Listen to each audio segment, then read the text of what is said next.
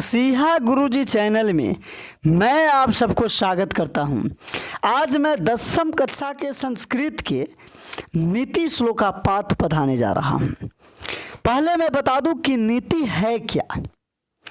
तो उचित समय और उचित स्थान पर उचित कार्य करने की कला को नीति कहते हैं। यानी सही समय पर सही कार्य करने की जो विद्या है उसे नीति कहते हैं। तो नीति जो है कि हमारे ज़िंदगी में हर जगह काम आता है, हर जगह नीति की ज़रूरत पड़ती है।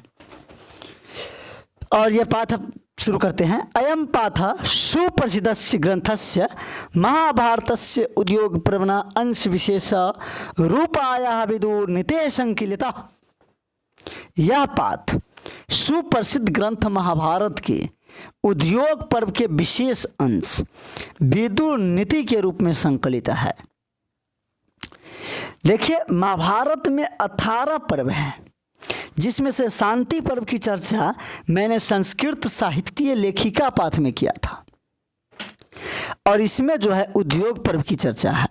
तो उद्योग पर्व जो है विदुर नीति के नाम से जाना जाता है। यह महाभारत का 33 से 40 श्लोक है। युद्धम आसनम प्राप्य धृतराष्ट्रो मंत्री प्रवरम विदुरम स्वचितस्य शांति कांचित प्रश्नान नीति विषयकान पृच्छति। युद्ध को निकट जानकर धृतराष्ट्र ने मंत्री श्रेष्ठ विदुर से अपने मन की शांति के लिए नीति संबंधित कुछ प्रश्न पूछते हैं। यानी जब धृतराष्ट्र समझ गया कि महाभारत का युद्ध अब होकर ही रहेगा, बहुत जल्द होने वाला है, तो उसका मन उद्विग्न हो गया। उसका मन विचलित हो रहा था। उसे चूंकि धृतराष्ट्र पुत्र मोह से मोहित था, उसे डर था कहीं दुर्योधन को कुछ हो न जाए। इस विचार से उसका मन जो है प्रसन्न नहीं रहता था, विचलित रहता था।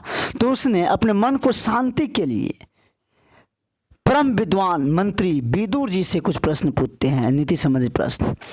तेसाम समुचितम उत्तरम विदुरो ददाति। उसका उचित उत्तर विदुर जी देते हैं। यानी जो प्रश्न पूछते हैं धृतराष्ट्र जी, उसका उचित उत्तर विदुर जी देते हैं। तदेव प्रश्नोत्तर रूपम ग्रंथ रत्नम विदुर नीति। वही प्रश्नोत्तर रूपी ग्रंथ रत्न विदुर नीति है। यानी इनका प्रश्न धृतराष्ट्र जी का, विदुर जी का उत्तर, यही है विदुर नीति। इयमपि भगवत गीतेव महाभारतस्य अंगपि स्वतंत्र ग्रंथ रूपा वर्तते। यह भी भागवत गीता की तरह महाभारत के अंग होते हुए भी स्वतंत्र ग्रंथ के रूप में वर्णित है।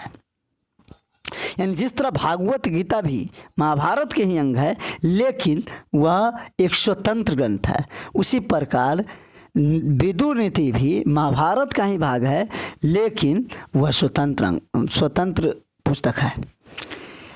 चलिए अब श्लोक पर। इसमें 10 श्लोक हैं नीति संबंधी, सब ज्ञान वाले श्लोक है, सब जिंदगी में कार्य आती है। यस्य कृत्यम न विघ्नन्ति शीतम उष्णम भयम रति समिर्धि वा स वै पंडित उच्यते। देखिए, यहाँ पंडित की परिभाषा दिया गया है। अगर पंडित किसे कहते हैं तो वही उत्तर हो जाएगा। यस्य कृत्यम यानी जिसका कार्य, यानी जिसका कार्य। शीत माने होता है जाड़ा, उष्ण माने होता है गर्मी, भय माने होता है डर, और रति माने होता है काम। कार्य नहीं, काम का मतलब सेक्स से होता है, कार्य मतलब वर्क हुआ।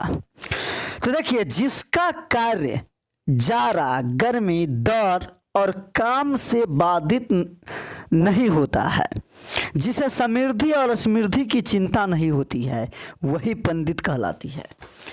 यानी जिसका कार्य जाड़ा, गर्मी, डर, काम, समृद्धि और असमृद्धि से बाधित नहीं होता है, वही पंडित कहलाती है। अब देखिए, पंडित की दूसरा परिभाषा दूसरा श्लोक में है। तत्वज्ञ सर्वभूतानां योगज्ञ सर्वकर्मणां उपायज्ञो मनुष्याणां नरा पंडिता उच्यते। तत्वज्ञ सर्वभूतानां होता है सभी प्राणियों के। तत्वज्ञ माने रहस्य को जानने वाले। योगज्ञ माने होता है कर्म की विधि, मतलब कार्य की विधि जानने वाला।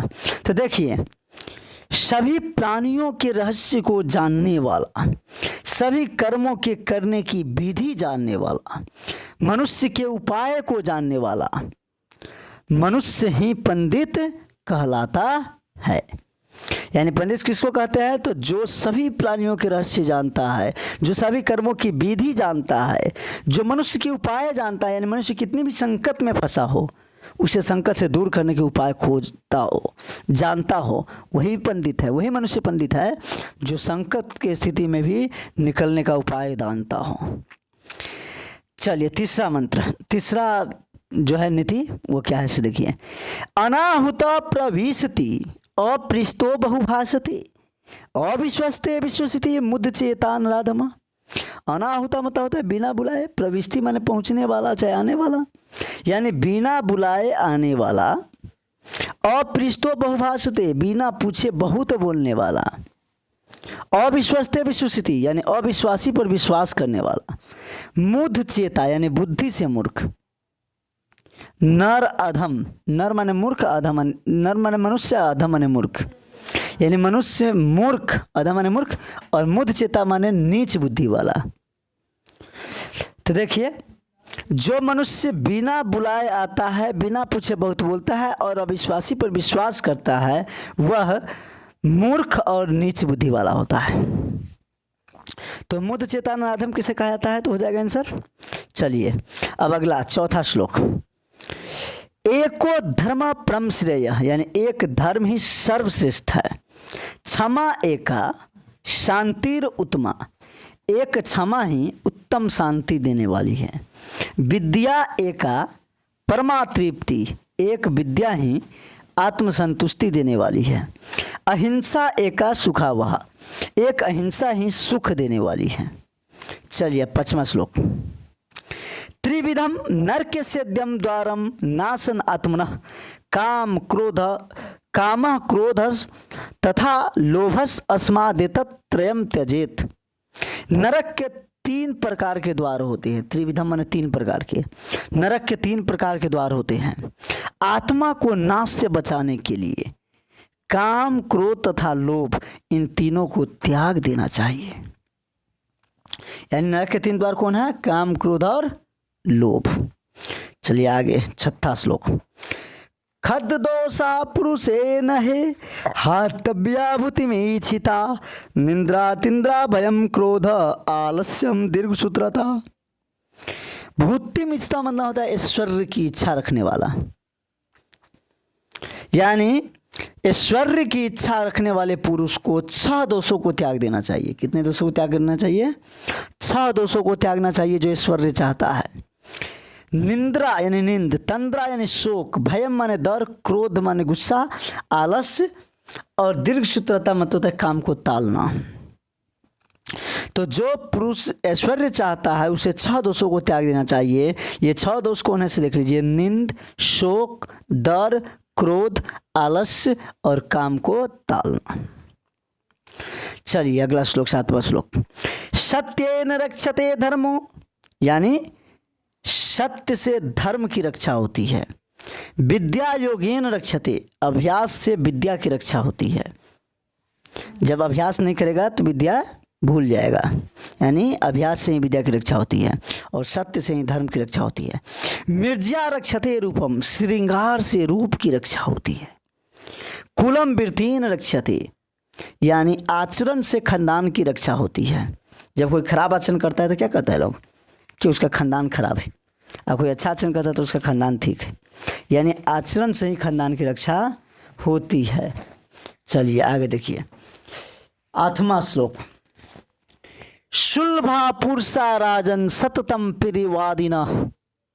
देखिए मंत्री विदुर जी राजा धृतराष्ट्र से कहते हैं, हे राजन, सत्य प्रिय बोलने वाले लोग सभी जगह मिलते हैं। सुलभ है यानी सब जगह मिलते हैं, यानी ऐसे मनुष्य हर जगह मिलेगा राजन, जो आपके मुख पर ऐसा सत्य बात कहेगा जो आपको अच्छा लगेगा। यानी सही बात लेकिन आपको अच्छा लगता है तो सब कह देगा कि इसे राजा साहब हमको अच्छा मानेंगे कि, तो मतलब ऐसा बात कोई भी कह देगा जिससे जो बात आपको अच्छा लगता है उसको किसी को कहने में डर नहीं है, वो सीधा कह देगा। अप्रियस्य तु पथ्यस्य वक्ता श्रोता च दुर्लभा, लेकिन कटु सत्य बोलने वाला सुनने वाला दोनों दुर्लभ है। अप्रिय किंतु उचित, यानी कटु सत्य, कड़वा सत्य, यानी सत्य ही हो लेकिन आपका अगर आपको अच्छा नहीं लगता है तो ऐसा बोलने वाला आदमी जो है बहुत कम मिलता है। ऐसा सुनने वाला भी बहुत कम होता है, जिसके मुंह पर अगर सही बात ही लेकिन उसको अच्छा न लगे तो कहे तो वो बर्दाश्त कर ले। तो जो लोग मतलब कि जो लोग अप्रिय सत्य नहीं सुनना चाहता है उसके दरबार में सिर्फ चातुकार लोग रहते हैं। ऐसे राजाओं के दरबार में चातुकार लोग रहते हैं। जैसे रावण नहीं सुनना चाहता था तो अच्छा लोग जो उनको अच्छा सलाह देते थे वे छोड़ कर चले गए थे और सिर्फ चातुकार लोग उनके दरबार में रह गए थे। तो मित्र वही है जो कटु भी हो तो भी सत्य बात कहे। आगे देखिए, पूजनीय महाभाग पुण्याश्च गृहदीप्त्य स्त्रियो श्रियो ग्रीष्योक्ता अस्माद्रक्षा विशेषतः। देखिए, महान लोग पुण्य और घर की लक्ष्मी स्त्री जिस पर घर टिका रहता है, घर आश्रित रहता है, पूजनीय है और इनकी रक्षा विशेष रूप से करनी चाहिए। घर जो है स्त्री पर ही टिकता है। स्त्री अगर अच्छी हुई तो वो घर को बहुत आगे ले जाएगा, बहुत तरक्की होगी घर की। लेकिन स्त्री अगर अच्छी नहीं होगी तो घर को डुबा देगी, बहुत पीछे ले जाएगा। अकीर्ति विनयो हनति, यानी विनम्रता से अपयश की नाश होती है। हन्त्य अनर्थ प्राकर्म, प्राकर्म करने से अनर्थ के नाश होता है। हन्ति नित्यम क्षमा क्रोधम, रोज क्षमा करने से क्रोध की नाश होता है। आचारो हन्त्य लक्षणम, और अच्छा आचरण करने से खराब लक्षण खत्म होता है। इस प्रकार इसका व्याख्या खत्म हुआ। अब अगले वीडियो में प्रश्न उत्तर कराऊंगा। जय हिंद, जय भारत।